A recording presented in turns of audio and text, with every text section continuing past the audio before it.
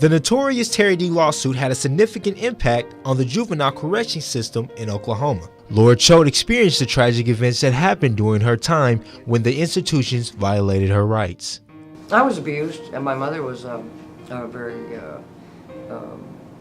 very difficult abuser, and so I started running away from home, and when I did, I kept getting sent back home. And so I finally asked one of the police officers, I said, what do I need to do to be out of my home? And he said, well, you're going to have to break a law. Running away isn't a law. So I started carrying around and carrying phone books in the middle of the night and getting into people's cars who left their keys in them. And I would steal them, and then I would drive them around the village police department in 3 a.m., 4 a.m. until they pulled me over. I was personally drugged. I know a lot of other kids were drugged, over-drugged.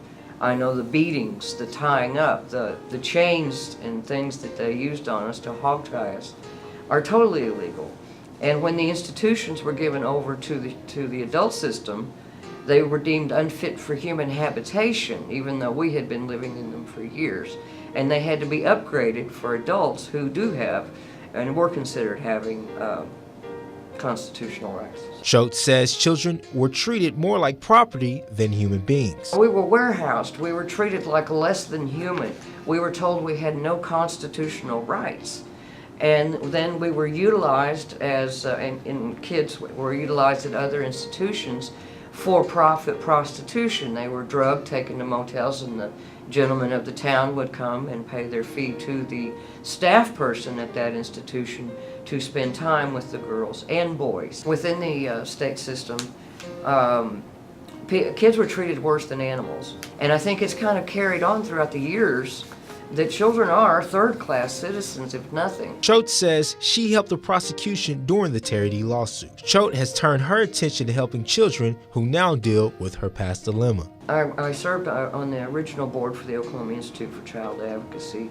I also worked on a grant through the Institute for Child Advocacy for 1 year on youth empowerment and peer counseling, which ended up in the Putnam City school system for a while, many years ago. I served on the Governor's State Advisory Group for Juvenile Justice and Delinquency Prevention.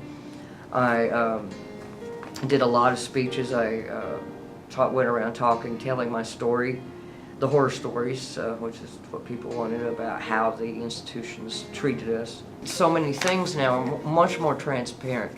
If things happen to a child that happened to me now, people would be up in arms. That person would be charges would be filed.